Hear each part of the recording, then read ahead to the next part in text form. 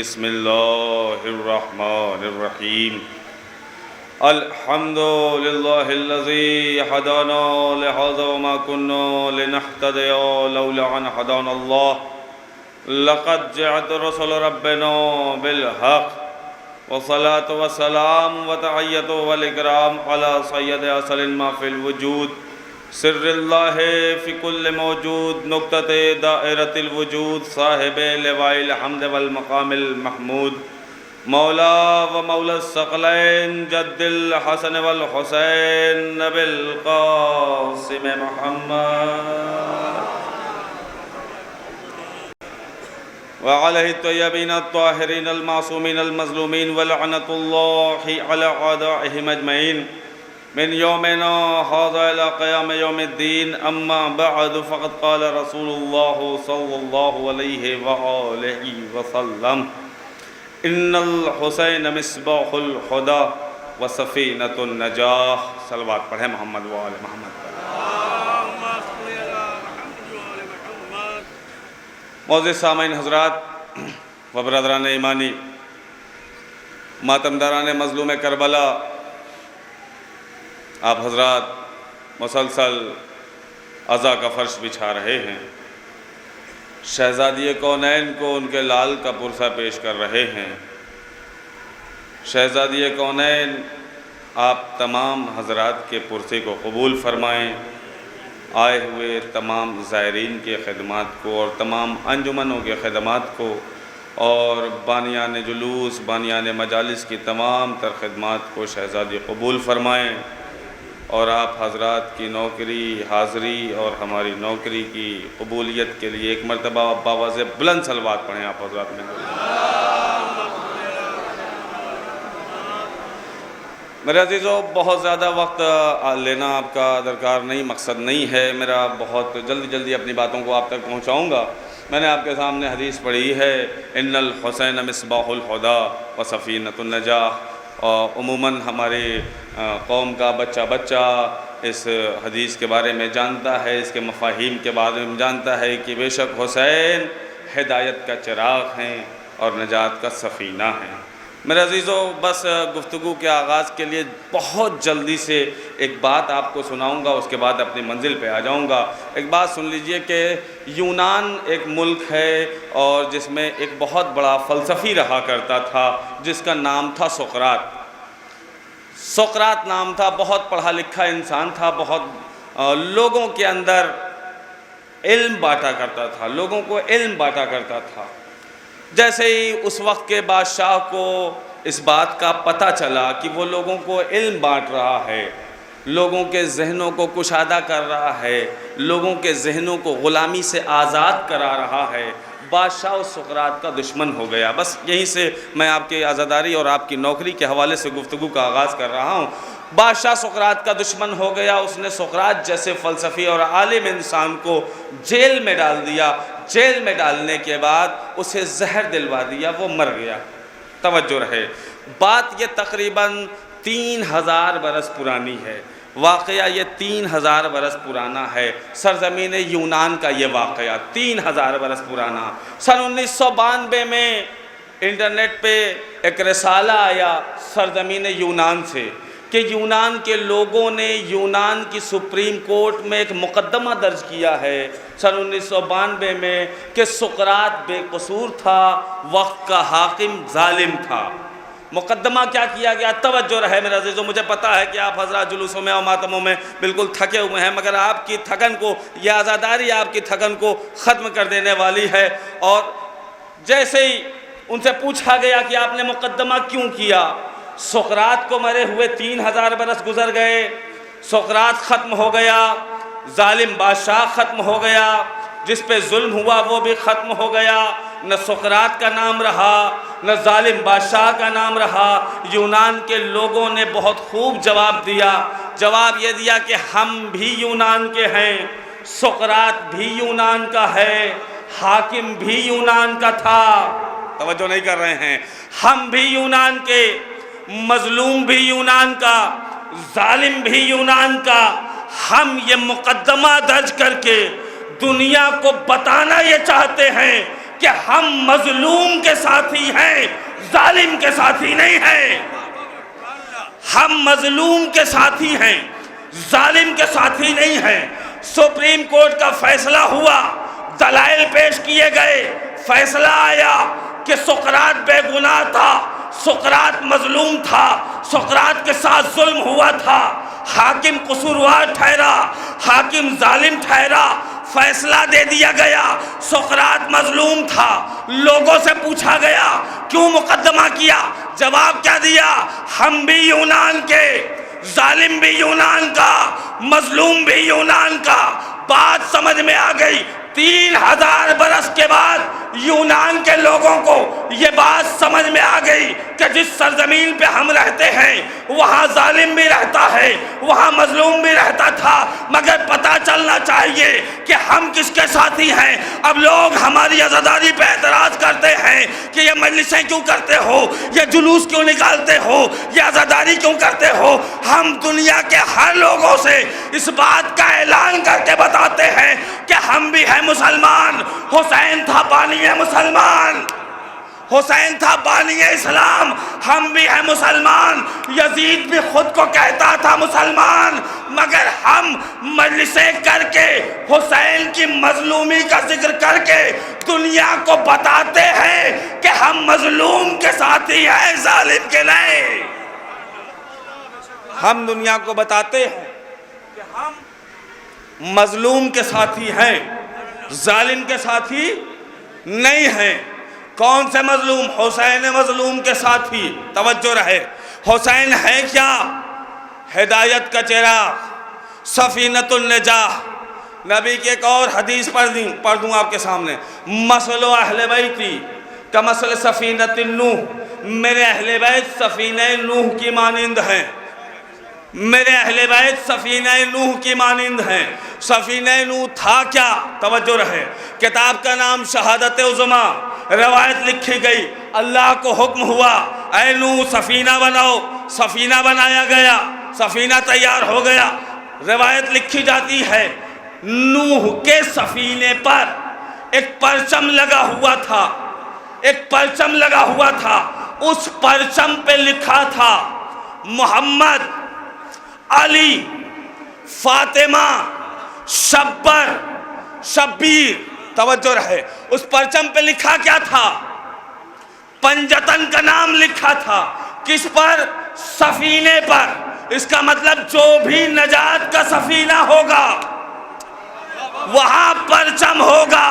اب میں لفظوں کو بدل کے کہوں، وہ نوح کا سفینہ نہیں، وہ تو ہمارے عزاخانے جیسا لگتا تھا، ہمارے عزاخانے جیسا لگتا تھا۔ ٹھیک ہے، نوح کا سفینہ، جو بھی آیا اسے نجات ملی، جو نہیں آیا سفینے میں وہ ہلاک ہوا۔ توجہ رہے، جو نہیں آیا وہ ہلاک ہوا۔ اللہ نے حکم دیا نوح لوگوں کو بلاؤ۔ نوح نے کیا آواز دی؟ من اراد النجاح۔ توجہ رہے، من اراد النجاح، کون ہے جو نجات چاہتا ہے؟ کون ہے جو نجات چاہتا ہے؟ یہ آواز علماء نے لکھا کائنات کی ہر مخلوق کے کانوں تک پہنچی، ہر مخلوق کے کانوں تک پہنچی۔ یہ آواز سننے والا ایک نجس جانور کتا بھی تھا۔ توجہ رہے، کتا بھی تھا، اس کے سامنے آواز پہنچی، وہ نوح کی آواز پر بڑھا۔ دوسرے کتوں نے روکا۔ توجہ رہے، دوسرے کتوں نے روکا کہ رک جاؤ، خبردار، تم نجس جانور، تم کہاں نوح کی کشتی میں جا رہے ہو؟ توجہ رہے، تم کہاں نوح کی کشتی میں جا رہے ہو؟ تم نجس جانور، وہ اللہ کی حجت، تم کہاں کتے، تم کہاں نجس جانور، وہ اللہ کی حجت، تم وہاں جاؤ گے، وہ تمہیں کشتی میں بٹھائیں گے۔ کہنے لگا ہاں، ہمارے نبی نے ہمیں بلایا ہے، توجہ رہے، لہٰذا ہمیں ان کی آواز پہ لبیک کہنا ضروری ہے۔ یہ اور بات کہ عین نجاست ہونے کی بنا پر اللہ کا نبی مجھے نہ بٹھائے۔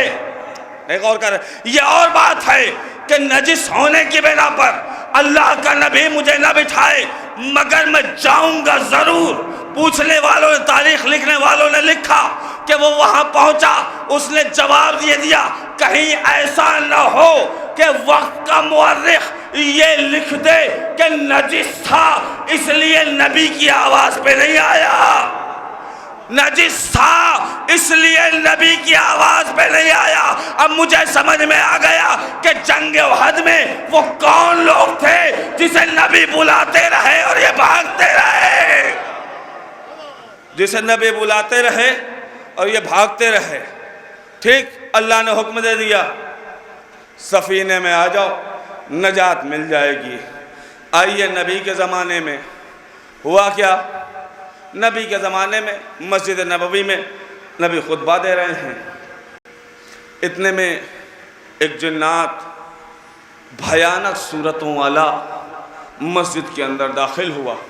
اب جیسے مسجد کے اندر آیا، لوگوں میں ایک کوہرام مچا، یہ کون مسجد کے اندر آ گیا؟ نبی کے قریب آیا، نبی کے کانوں میں کچھ کہا، کچھ کہنا تھا۔ اتنے میں نبی نے اس سے پوچھا یہ ہاتھ تیرا جو بندھا ہے کس نے باندھا؟ توجہ رہے، نوح کی کشتی نجات کا سفینہ، یاد رہے، اہل بیت سفینہ نجات ہیں، نوح کی کشتی بھی نجات کا سفینہ، اہل بیت بھی کشتی نجات ہیں۔ پہنچا، نبی نے پوچھا بتا تیرے ان ہاتھوں کو کس نے باندھا؟ کہا یا نبی اللہ جس نے باندھا ہے، جب سے باندھا ہے تب سے لے کے آج تک کوئی ایسا نہ مل سکا جو میرے ہاتھوں کو کھول سکے، جو میرے ہاتھوں کو کھول سکے۔ اپنی فریاد بیان کر رہا تھا نبی سے، بیان کرتے کرتے اتنے میں نبی کے پیچھے چھپنے لگا۔ نبی نے پوچھا کس نے باندھا؟ نبی کے پیچھے چھپنے لگا، کہنے لگا چھپتا کیوں ہے؟ اس نے بتایا کہ یا نبی اللہ جب نوح نے کشتی بنائی اور طوفان میں کشتی چلی، میں نے یہ سوچا کہ نوح کی کشتی کو نقصان پہنچاؤں۔ اسی صورتحال ایک نوجوان اس پانی کے اندر آیا، آنے کے بعد اس نے میرے ہاتھ باندھے، اس نے میرے ہاتھ باندھے، تب سے لے کے آج تک میرا ہاتھ کھلا نہیں ہے۔ کہتا رہا، نبی کے جو پیچھے چھپا، نبی نے پوچھا کس نے باندھا؟ بتا تو صحیح۔ اتنے میں کیا دیکھتا ہے؟ مولا کائنات مسجد کے اندر داخل ہو رہے ہیں، مولا کائنات مسجد کے اندر داخل ہو رہے ہیں۔ نبی نے پوچھا چھپتا کیوں ہے؟ کہا یا نبی اللہ آپ پوچھتے ہیں میرے ہاتھوں کو کس نے باندھا ہے؟ یہی وہ جوان ہے جو ابھی مسجد کے اندر آیا، یہی وہ جوان ہے جس نے میرے ہاتھوں کو باندھا ہے، جس نے میرے ہاتھوں کو باندھا ہے۔ بات سمجھ میں آ گئی۔ اللہ کی نجات کی کشتی کے مد مقابل جو آ جائے، اللہ کی نجات کی کشتی کے مد مقابل جو آ جائے، سزا اسے ہاتھ باندھنے کی دی جاتی ہے۔ درود پڑھیں محمد و آل محمد پر مل جل کے۔ وہاں اللہ کی کشتی، اللہ کے نجات کی کشتی کے سامنے وہ جنات آیا، علی نے سزا دی، اہل بیت ہیں کشتی نجات، ان کے مد مقابل جو آئے گا اسے اللہ سزا دینے والا ہے۔ توجہ رہے، اسے اللہ سزا دینے والا ہے۔ ان کے مد مقابل آنے والوں میں کون لوگ رہے؟ کا بہت لوگ رہے، مگر میرے عزیزو ایک بات میں آپ کے سامنے عرض کر دوں کہ ان کے مد مقابل جو بھی آئے گا یقین جانے کہ وہ حلالی نہیں ہو سکتا، کیونکہ نبی نے فرما دیا ہے اے علی تجھ سے محبت وہی رکھے گا جس کی ولادت میں طہارت ہوگی، جس کی ولادت میں طہارت ہوگی، اور تجھ سے نفرت وہی رکھے گا جس کی ولادت میں خباثت ہوگی۔ درود پڑھیں محمد و آل محمد پر۔ تو ان سے محبت وہی رکھے گا۔ سرزمین کربلا پہ جتنے لوگ اکٹھا ہوئے تھے، جتنے لوگ بھی اکٹھا ہوئے تھے، آقا حسین کے مد مقابل آقا حسین سے پوچھا گیا مولا یہ بتائیں کہ آپ کی باتوں کا اثر نہیں ہوتا ان کے اوپر، آخر وجہ کیا ہے؟ مولا نے فرمایا، کیا فرمایا؟ ان کے شکم مال حرام سے بھرے ہوئے ہیں، لہٰذا اس پر میری بات کا اثر نہیں ہوتا۔ آقا حسین کے پاس جتنے لوگ بھی مد مقابل رہا، یہ سب مال حرام کھانے والے یا ان کا وجود حرام کے ذریعے ہوا۔ میرے عزیزوں، میں نے گفتگو کو بس سمیٹ لیا، میں گفتگو کو اب تمام کرنا چاہ رہا ہوں۔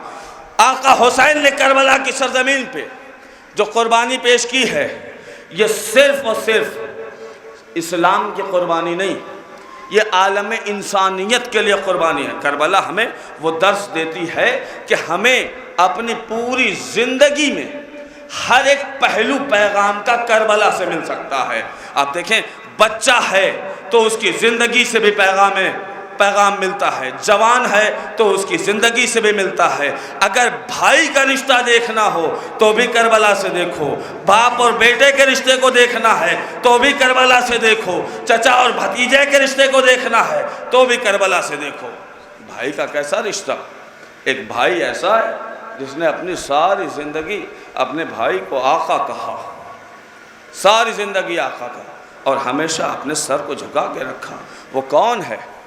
کہ غازی عباس، جنہوں نے ساری زندگی آقا حسین کو آقا کہا ہے، کبھی اپنے سر کو نہ اٹھایا۔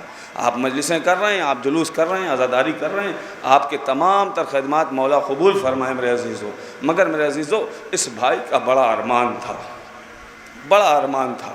میں بس دو باتیں عرض کروں گا آپ کے سامنے۔ غازی عباس کا ارمان کہ خیمے تک پانی پہنچ جائے۔ علماء فرماتے ہیں کہ غازی عباس نے لکھا، صاحبان مقاتل نے لکھا، آپ نے مصائب میں سنا، متعدد مرتبہ سنا ہوگا کہ فرات پہ قبضہ بھی ہو گیا غازی کا، مشک چھدی، پانی بہا، عباس کی آس ٹوٹ گئی۔ سن لیا آپ نے کس ڈھارس کے ساتھ، کس آس کے ساتھ سکینہ در خیمہ پہ بیٹھی ہوئی انتظار کر رہی تھی۔ کبھی محسوس کر سکتے ہیں جن گھروں میں چھوٹی بچیاں ہوں نا، وہ لوگ اپنے بچیوں کو اپنے تصور میں رکھیں، اور جو ان کے گھر کے بڑے ہوں وہ سوچیں، تصور کریں اس بات کے لیے کہ اگر کوئی بچی اپنے چچا سے فریاد کرے پانی کی، اور وہ چچا ایسا ہو جس سے اتنا قوی ہو، اتنا ہیکل ہو، جس کے شجاعت کے زمانے پہ چرچے، اور وہ چچا پانی نہ پہنچا پائے خیمے تک، اس چچا کے دل پہ کیا گزرے گی؟ میرا عزیز ایک روایت سنا دوں۔ جیسے ہی غازی کی شہادت کی خبر در خیمہ تک پہنچی ہے، خیمے تک شہادت کی خبر کا پہنچنا تھا، شہزادی جناب سکینہ نے بچوں کی طرف رخ کیا۔ صاحبان مقاتل نے لکھا کہ سکینہ نے تمام بچوں سے معافی مانگی کہ میرا چچا گیا تو تھا مگر چچا میرا نہیں آیا، خالی علم آ رہا ہے، میرا چچا فرات کے کنارے شانے کٹا کے سو رہا ہے۔ غازی کی شہادت کی خبر سن کے 18 بچوں نے وہیں در خیمہ پہ دم توڑ دیا تھا۔ اجرکم اللہ، اجرکم اللہ زہرا۔ خدا آپ کو کسی غم میں نہ رلائے سوائے غم کربلا کے۔ میرے عزیزو، غازی اتنی بڑی ڈھارس کا نام، سکینہ کی آس ٹوٹ گئی۔ اب ایک واقعہ میں سنا دوں آپ کے سامنے جو علماء ہمارے فرماتے ہیں، میں آپ کے سامنے پیش کیے دیتا ہوں۔ ایک مرتبہ ایک قافلہ تھا جو سرزمین کربلا پہ پہنچا تھا، زیارتیں کرنے کے لیے قافلے والے گئے تھے، زیارت کرنے سبھی قافلے والے۔ وہاں جو پہنچے تو جیسے ہماری بستی سے سبھی لوگ جب جاتے ہیں، کوئی جب کربلا جاتا ہے تو وہاں سے تبرکات خرید کے لے کے آتے ہیں، لاتے ہیں، کوئی اپنے بھائی کے لیے، کوئی اپنی بہن کے لیے، کوئی اپنی بھتیجی کے لیے، کوئی اپنی ماں کے لیے، کوئی اپنے باپ کے لیے، کچھ نہ کچھ تبرکات لوگ خرید کے لے کے آتے ہیں کہ مولا کی بارگاہ سے، مولا کے دیار سے لے کے آئے ہیں۔ یہ بھی قافلہ پہنچا، سب نے تبرکات لیے، خریدے، کربلا کی زیارت کر لی، تمام تر مقامات مقدسہ کی زیارت کر لی۔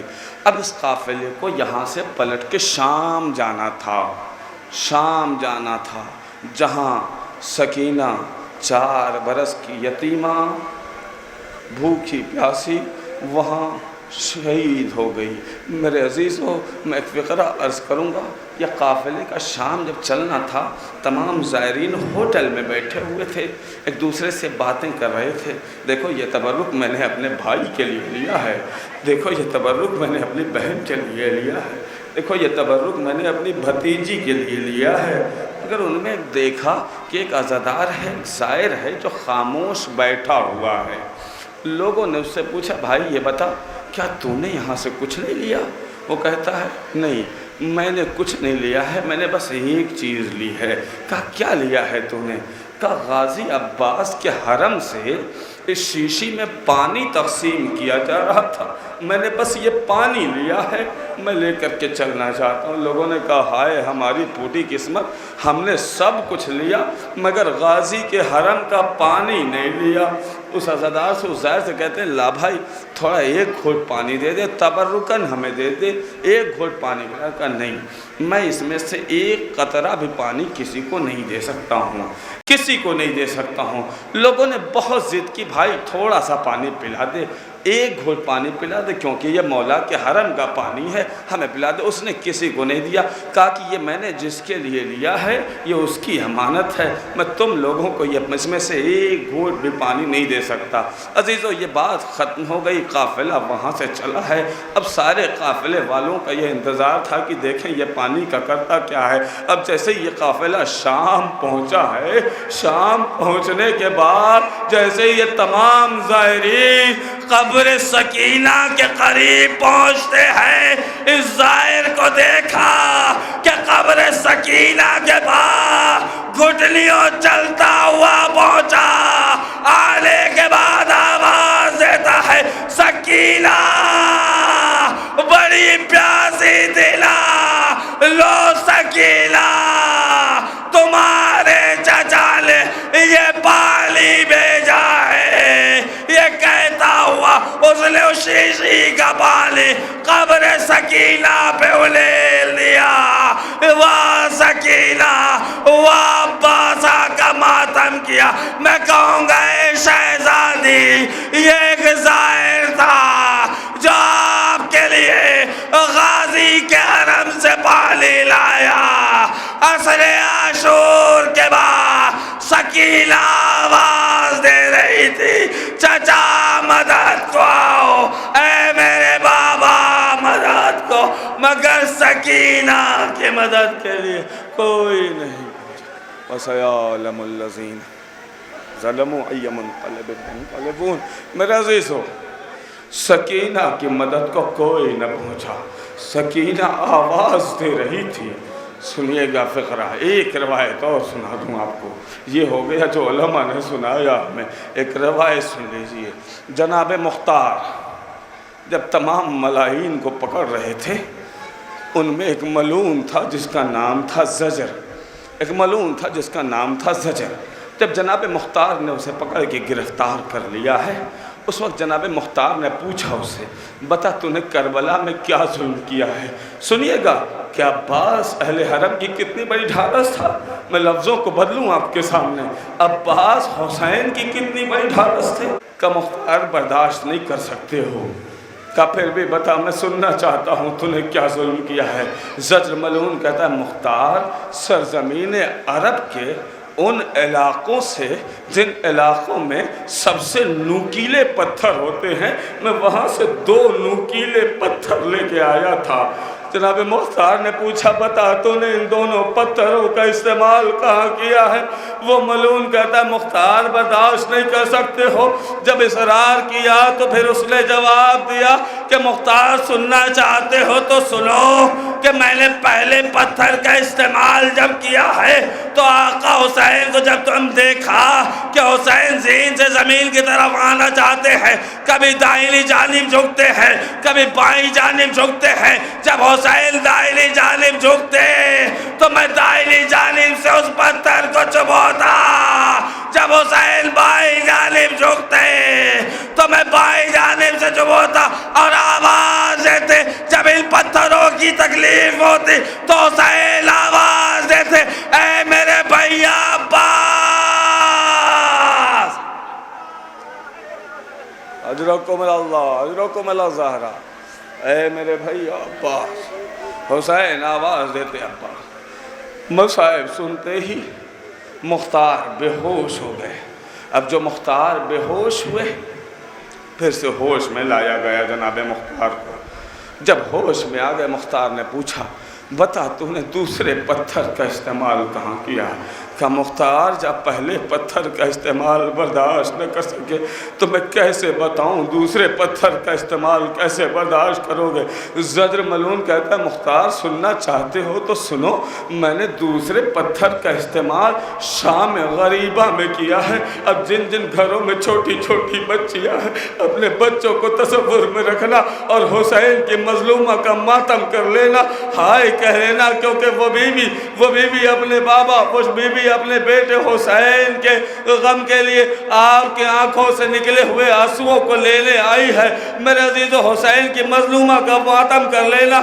اب بتایا اس نے کہ میں نے دوسرے پتھر کا استعمال شام غریبہ میں کیا ہے۔ مختار نے پوچھا کہ بتا تو نے کہاں استعمال کیا ہے؟ کہا میں پتھر کو لے کر کے میں نے مقتل کا رخ کیا کہ دیکھوں ذرا شاید کسی شہید کے پاس کوئی قیمتی شے مل جائے، میں اسے لے لوں، وہ میرے لیے انعام کے طور پہ ہو جائے۔ میں نے مقتل میں اس بات کو دیکھ رہا تھا مگر میں نے اتنے میں دیکھا کہ ایک بچی ہے جو ہائے بابا ہائے بابا ہائے بابا کی صدا دیتی ہوئی مقتل کی طرف آ رہی ہے۔ میں نے اس بچی کو دیکھا، میں اس بچی کے قریب پہنچا، میں نے اسے پوچھا اے بچی بتا تو کون ہے؟ اس بچی نے بتایا میں سکینہ بنت الحسین ہوں۔ جیسے ہی میں نے دیکھا کہ یہ حسین کی بیٹی سکینہ ہے میں زمین میں بیٹھ گیا۔ میں نے انعام کی لالچ میں دوسرا پتھر اٹھایا، سکینہ کے گھٹنوں پہ وار کرنا شروع کیا۔ سکینہ تڑپ کے روئی اور آواز دی چچا عباس، چچا عباس۔ اِنَّا لِلَّهِ وَإِنَّا إِلَيْهِ راجعون۔ رضن میں قضاء